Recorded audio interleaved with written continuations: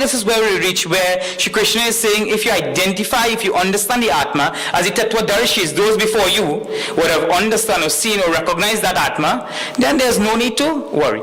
And there's a very beautiful reference given in the Bhagavatam of somebody by the name of Durvasa Rishi. Durvasa Rishi was meditating on the banks of the Yamuna. Close his eyes and in meditation. Some gopis came across. But Durvasa Rishi has a track record. You know hothead? Some people hot-headed in life as well. I was wondering them related to Durvasa Rishi. In the course in Mumbai, we had a brahmachari we used to call Durvasa Ji. Because that fellow was going to expect anything. But that's also an interesting development in terms of you can evolve to a certain level, but you may still have certain traces of things of the world, even though you are realized Mahatma. And Durvasa Rishi was one of those realized Mahatmas, Tattvadarshi, who saw the Atma in all, know the Atma in him is the Atma in everybody else. Right? So Durvasa was sitting there in meditation. So the gopis wanted to go across the other side of the Yamuna because they wanted to meet. Who they wanted to meet? Krishna. And they asked Durvasa how they could go because the rain was there. The river also was in spate. It was filled with water. Right? So again, some help from Pandit here. So what happened is that it was difficult to cross. So the gopis asked if Durvasa help me now. But you know those rishis and munis, they're always hungry. Wherever they go, they eat 2 meals of food. So Durvasa Rishi said, give me something to eat.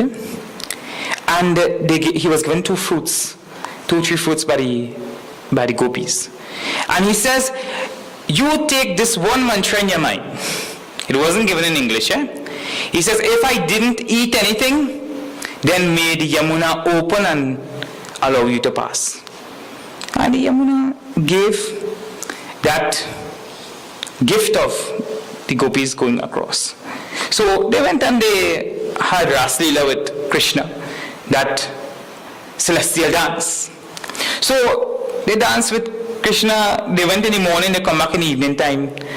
And when they were returning now, the river was still filled with water. So they went back to Krishna. And he said, and Krishna told them that if it is that I did not engage in any action for the entire day, then allow the Yamuna to give way. And Yamuna gave way. So here, a very important point, and Swami Prakashanandaji says, he says if you study chapter 2, the entire philosophy of the Gita is given. Here non-doership is spoken about, and non-enjoyship as well.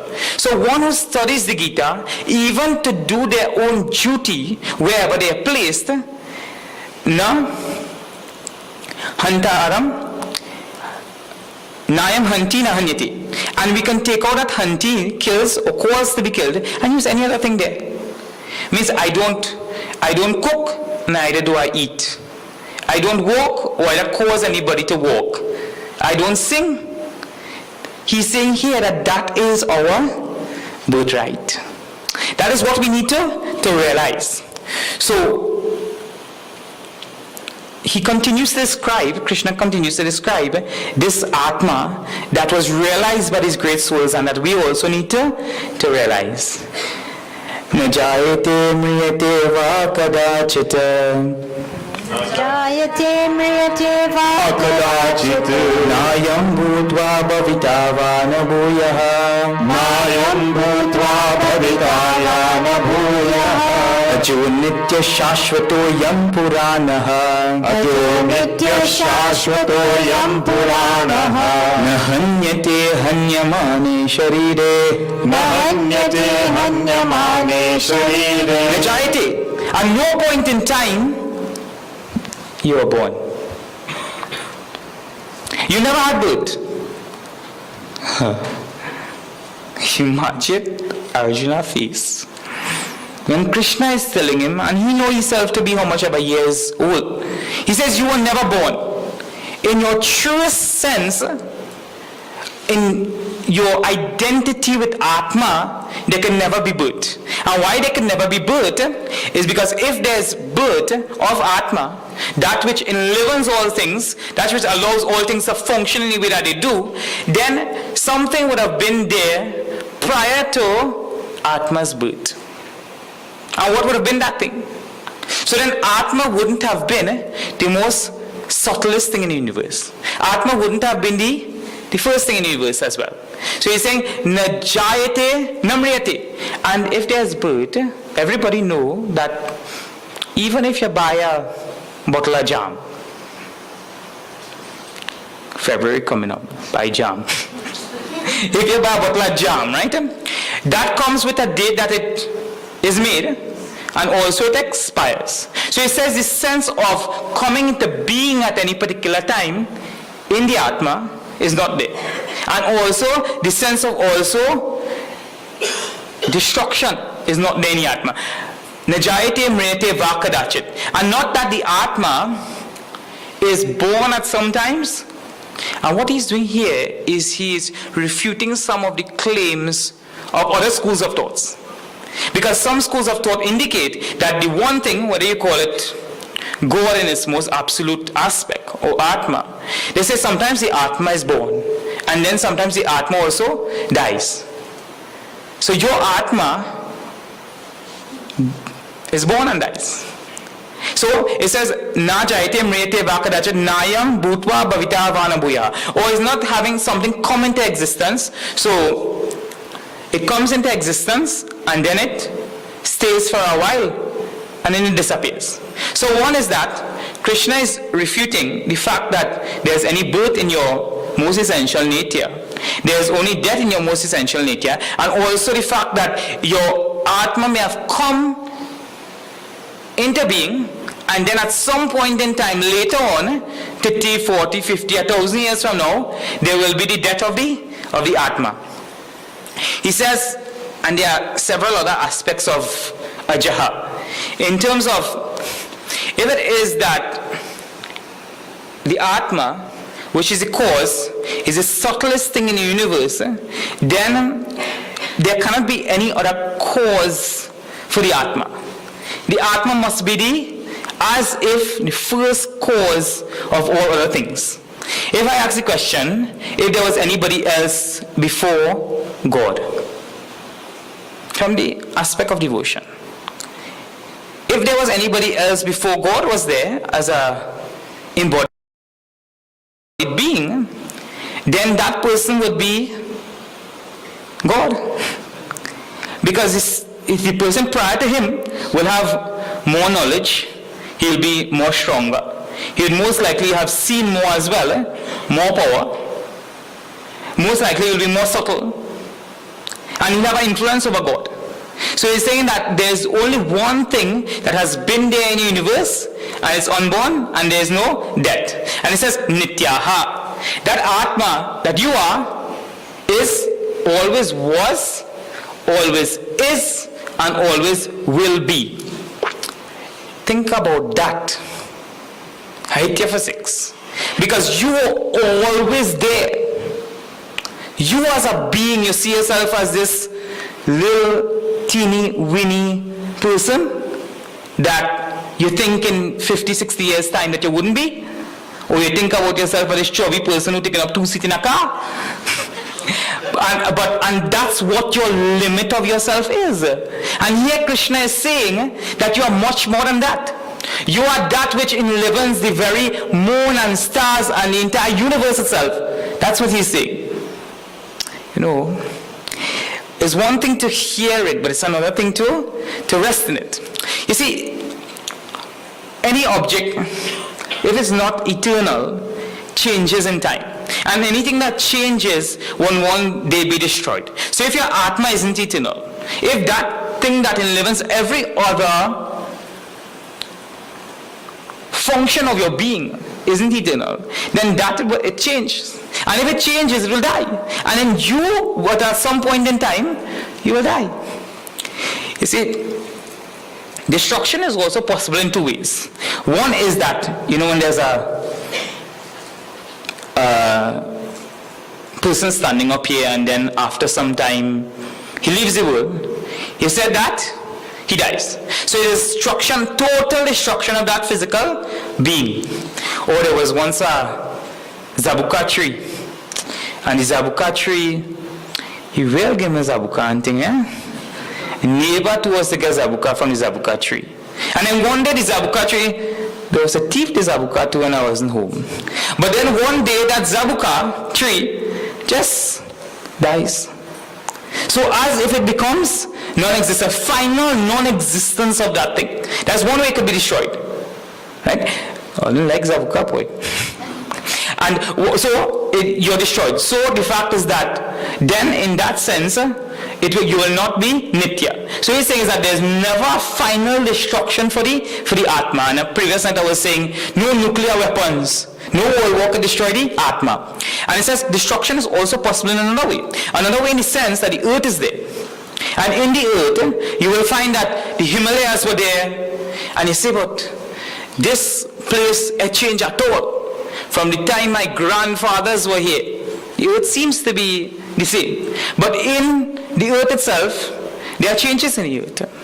And scientists have proved that at some point in time, or they do carbon dating and go till whenever, how many millions years back. Right? But they also prove that at some point in time, the earth in its present form will not be what it is. So there is not a final destruction for the Atma, or neither is there an eventual, slow, gradual change in the Atma. Shashvataha. The Atma is changeless. Meaning, no changes happens in the Atma. Also, no changes happening yourself as well. You know, that's a very fulfilling thing for me when I study this verse. Because even if I eat a few more doubles, there will be no change in my Atma. It becomes, it says there's the substratum, the Atma is the substratum of all things. And if there could be no change, for instance, imagine if I was speaking on the stage and the stage was moving. Could there be any activity on the stage? Imagine somebody trying to dance and this side of the stage moving and that side of the stage moving as well. Imagine doing a ballet and you're moving gracefully from one side to the other of the stage. Would anything be possible? So you're saying that whatever you see possible in front of you, whatever stability you see in your life, is because the Atma is changeless. So there is no birth of the Atma, there is no growth in the Atma, so the Atma is not born in 2000 BC, and then at that time, then it starts to grow a little bit, so the Atma becomes so much big, and then the Atma will mature one day, and the Atma will then decay, and the Atma will then die. So here in this particular verse, when the word Shashvataha is indicated, that is what is being told. Puranaha. The Atma is the most ancient, because the Atma was the first thing. So if I tell you you're a little bit old, don't feel bad, tell me you use the Atma. Because you are the first thing that was there for every other thing to take place. And even though it's old in the sense of, there's a beautiful etymological meaning that could be taken from the word Purana, which means even though it's old, it's very much new as well. So even though you find that the Atma is the thing that was there from whenever, it also allows so many new things to happen in its presence. This Atma, the main point here is that the Atma never was born, never dies. It didn't come into being at any point in time. There are no type of modifications in the Atma whatsoever. The verse 21 says, Veda vinashinam nityam. Veda vinashinam nityam. Veda vinashinam nityam. Veda vinashinam nityam. Yayenam ajamavyayam. Yayenam ajamavyayam. Katam sapurusha partha. Katham sapurusha partha. Kam gatayati hantikam. Kam gatayati hantikam. And it seems to be very much connected to verse number 19. The same Ubauto na vijanitaha nayam hantina hanyate is neither kills nor causes anybody to be killed. This same line, how and whom will he cause to be killed? Katam sapurusha partakam gatayati hantikam. So here there seems to be some repetition. And punarukti dosha. There's Adi Shankaracharya, when he comments on this particular verse, he says that why is Shri Krishna saying the same thing again and again? When you went to primary school and your mother gave you pumpkin and roti to eat, or baigan and roti, or bhaji, and you didn't eat it, how much time she tell you about eating it? Until you eat it?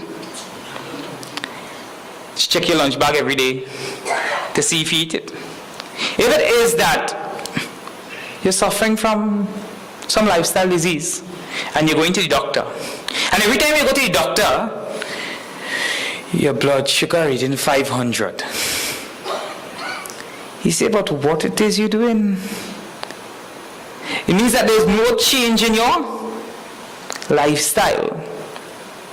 So here as well, when he looks at Arjuna, he understands that even though he's giving him this highest knowledge, he doesn't understand. Or he also understands how forgetful.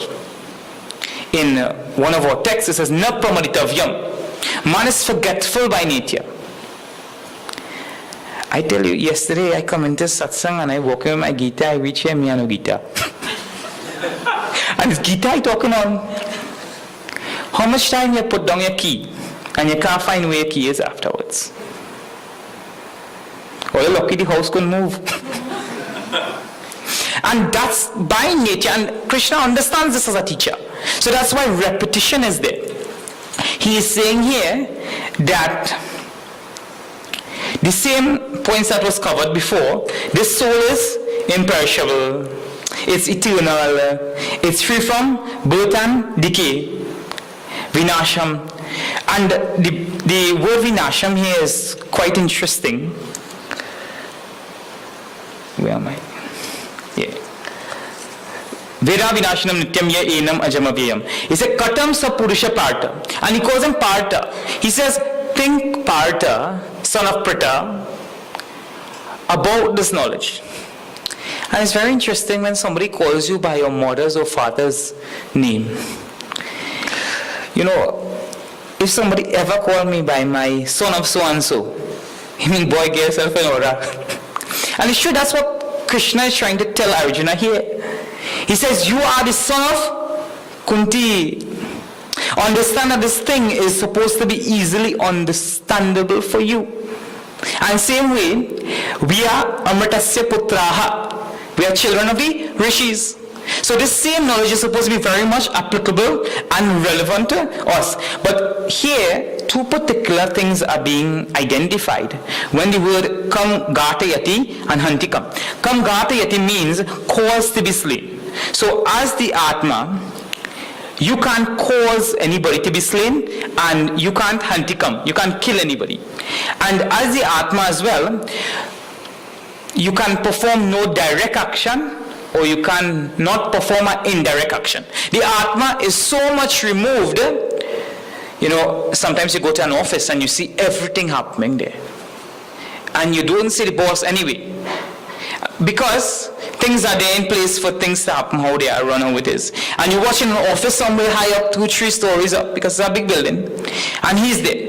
And he's just there. He's not getting involved in the operation of the company per se. And here, the Atma is being identified as that which doesn't get involved. It's not the cause of any particular action happening. He says, so, I myself as the Atma doesn't perform any particular action. So one thing is that I can go and I can steal something.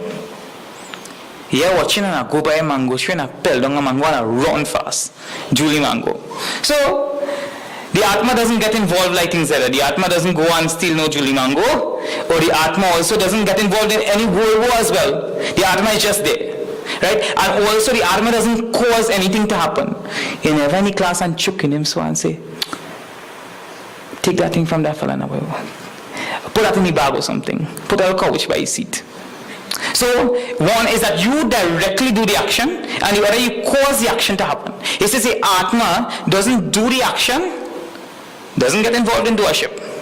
You as well, whenever you seemingly perform an action, I am not the doer. Or I am not in some way the inspiration behind this thing to happen.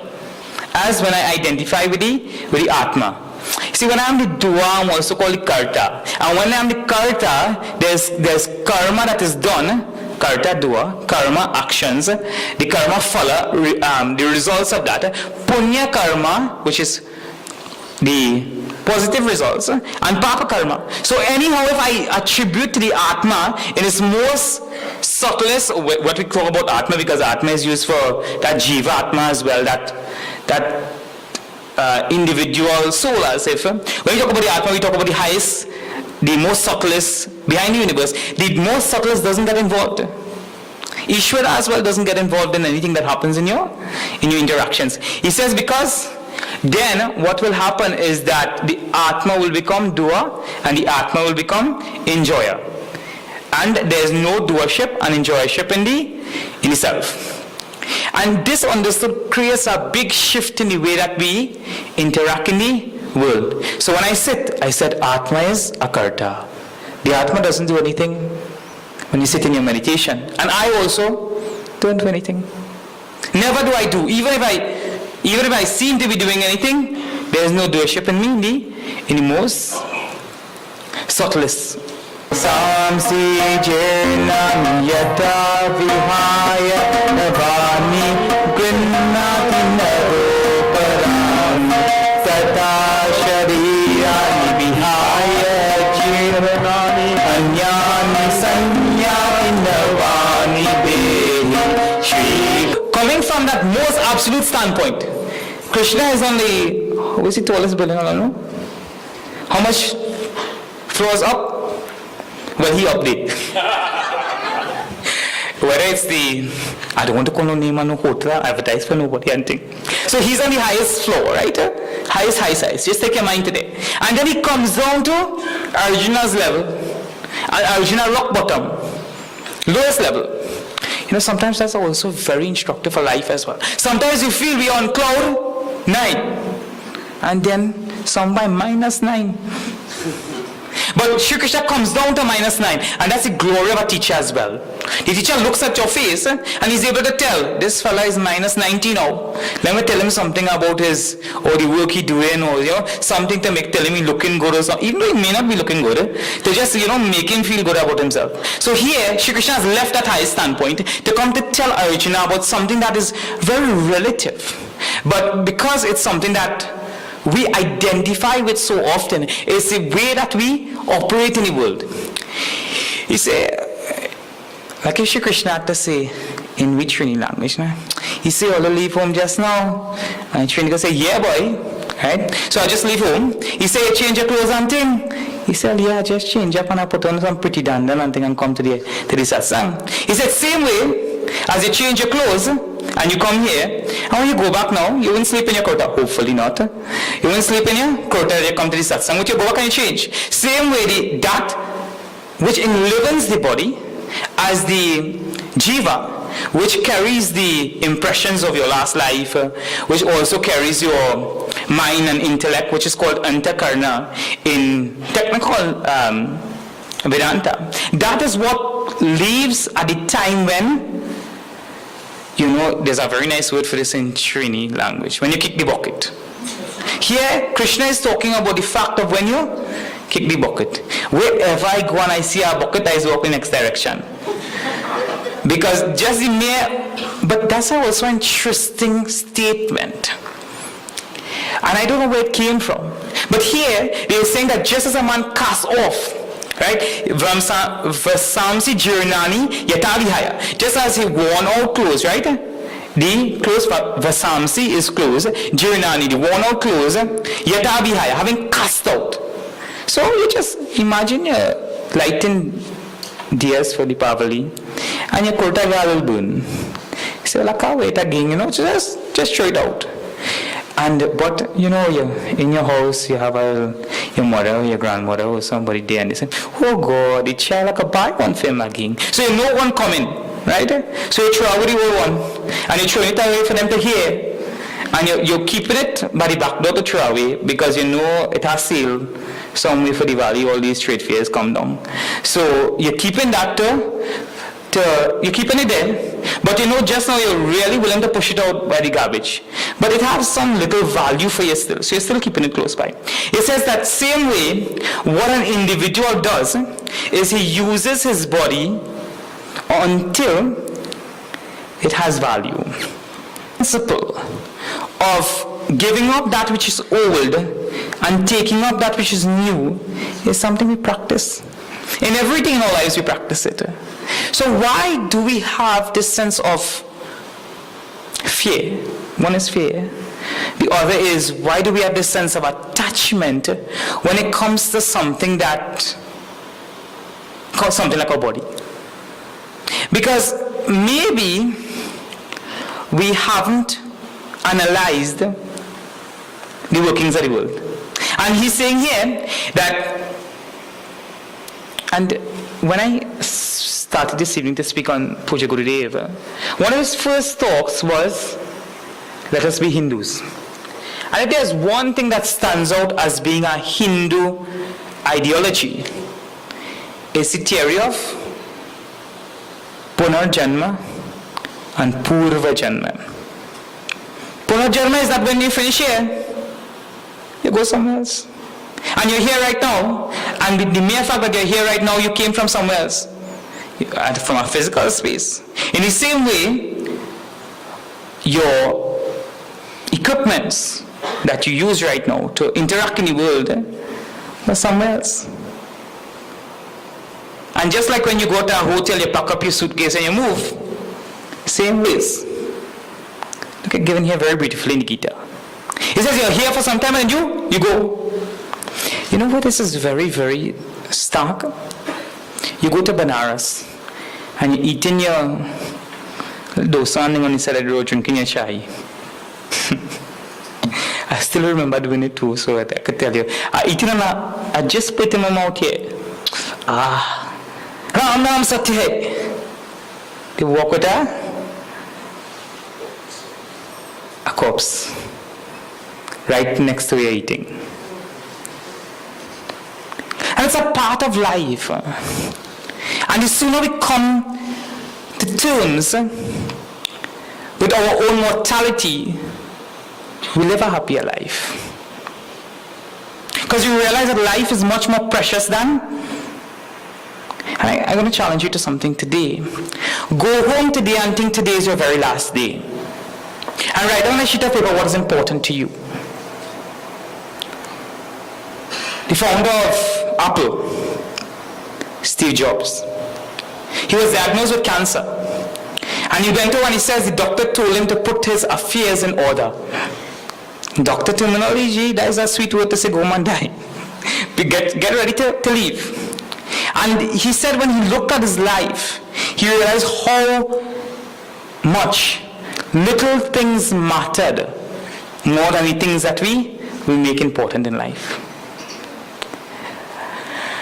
And you'll need to see this, continue seeing this tomorrow.